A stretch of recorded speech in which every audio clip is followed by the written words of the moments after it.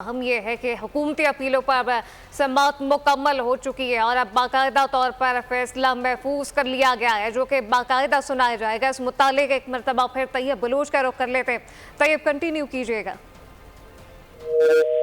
तैयब से राब्ता बहाल करने की कोशिश करेंगे, लेकिन इस वक्त आपको बताएं कि नैब तरमीम केस में हुकूमती अपीलों पर सुप्रीम कोर्ट में समाअत और बानी पीटीआई की अडियाला जेल से बजरिया वीडियो लिंक अदालत में ये पेशी हुई। नैब तरमीम केस में हुकूमती अपीलों की मुखालफत आप अपने केस पर रहें, ये वाजे किया गया।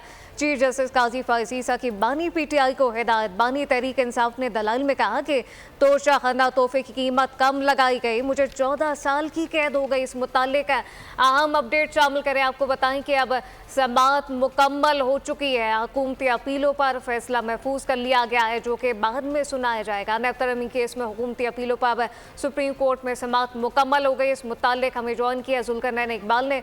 जुल्करनैन, आगाह कीजिएगा क्या अपडेट्स हैं? हुकूमती अपीलों पर समाअत मुकम्मल हो गई या फैसला बाद में सुनाया जाए? जी बिल्कुल, फैसला महफूज कर लिया गया है जो अदालत मुनासिब वक्त पर सुनाएगी। आज 3 सेशन से बुनियादी तौर पर आज के दिन में 2 बार अदालत ने वक्फा किया, जिसके बाद समाअत वक्फे के बाद होती रही और आखिरी जो हाफ था उसमें जो बानी तहरीक इंसाफ है उनकी जानिब से अपने दलाइल दिए गए। इससे पहले ख्वाजा हारिस ने दलाइल दिए, जिसमें उनका बुनियादी नुक्ता ये था कि जो नैब तरमीम है वो बुनियादी हकूक से मुतसादिम है, क्योंकि उनका कहना था कि करप्शन भी बुनियादी हकूक में के जुमरे नहीं आती है, क्योंकि जब आवाम का पैसा लूटा जाता है तो बेसिकली आवाम का बुनियादी हक मुतासर होता है। और जो जिस अंदाज में नैब में तरमीम करके मुल्ज़िमान को फायदा पहुंचाया जा रहा है तो ये बुनियादी हकूक की संगीन खिलाफ वर्जी है। इसके साथ ही साथ जब बानी पीटीआई आए तो उन्होंने अपने जो दलाइल हैं वो अदालत में पेश किए और ज़्यादातर तो वो कानूनी बात उन्होंने कम की और सियासी गुफ्तगू इस नौयत की, वो सियासी नौयत के जो पहलू है उसके ऊपर उजागर करते रहे। उनसे सवाल किया गया जजेस की जानिब से कि आपने ऑर्डिनेंसेस के जरिए तरमीम की थी अपने दौर में, इस पर क्या कहेंगे? इस पर बानी पीटीआई का कहना था कि कोरोना के बाद चीज़ें काफ़ी ज़्यादा ख़राब हो रही थी, ब्यूरोक्रेसी साइन नहीं कर रही थी, इसलिए काफ़ी मुश्किलात थी, जिसकी वजह से जो ऑर्डिनेंस है वो जारी करने पड़े। और उन्होंने जजेस को कहा कि अगर आप मेरी जगह होते तो आप क्या करते, ऑर्डिनेंस जारी करते या ना करते।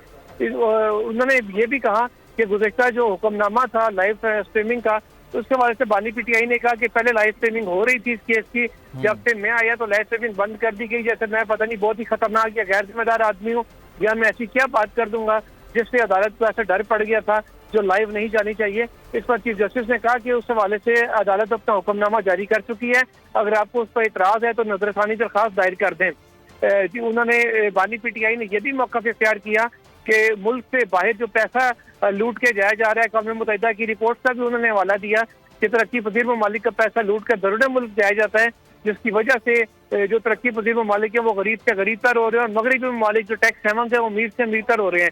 इस पर चीफ जस्टिस ने कहा बानी पीटीआई को कि आप कंफ्यूज कर रहे हैं करप्शन को और मनी लॉन्ड्रिंग को, जबकि बानी पीटीआई का ये कहना था कि नैब को मजबूत किया जाए कि वही जो इदारा है वो मनी लॉन्ड्रिंग को रोक सकता है, जिससे मुल्क के मुआशी हालात बेहतर हो सकते हैं। उसके अलावा कोई चारा नहीं है। एक ये भी वक्त है जब उनसे पूछा गया कि क्या आप नैब से मुतमईन हैं, तो इस पर बानी पीटीआई ने कहा कि नैब को जो लोग चला रहे हैं, जो उनके सरबराह होते हैं, उसकी तैनाती सुप्रीम कोर्ट से होनी चाहिए। जिस पर जजेस ने कहा कि कानून में ऐसी तरमीम कर दें तो सुप्रीम कोर्ट ये काम भी कर देगी।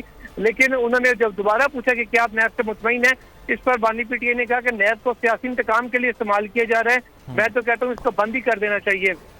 इसके अलावा उनसे ये भी सवाल किया गया कि आपने जमहूरी जो अभी आपके ऊपर मुश्किलात आप कहते हैं आई हुई हैं, ये मुश्किलात शायद ना आती हैं अगर करने के बाद जमहूरी अमल को आगे बढ़ाते और पार्लियामेंट में जाते, तो हो सकता है कि कोई बेहतर नैब तरमीम आप और जो उस वक्त की पोजीशन थी और मौजूदा हुकूमत है ये मिलकर कर लेते।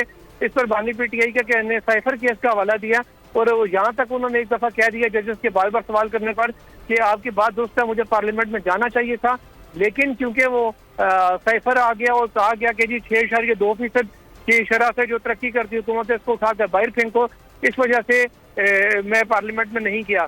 इस पर वो जजेस की जानिब से उनको 2-3 मरतबा टोका गया और कहा गया कि साइफर का मामला हो सकता है अपील में सुप्रीम कोर्ट में आ जाए, इसलिए कोई ऐसा कमेंट हम नहीं करना चाहेंगे, उसके ऊपर कोई ऐसी बात नहीं करना चाहेंगे जिससे आपका केस मुतासिर हो, क्योंकि अल्टीमेटली आपका केस होगा वो इसका नुकसान आपको हो सकता है। तकरीबन 35 मिनट तक बानी पीटीआई ने अपने दलाइल दिए। इसके बाद नैब की जानिब से अदालत ने एक रिपोर्ट मांगी हुई थी, वो रिपोर्ट नैब हुकाम की जानिब से पेश की गई।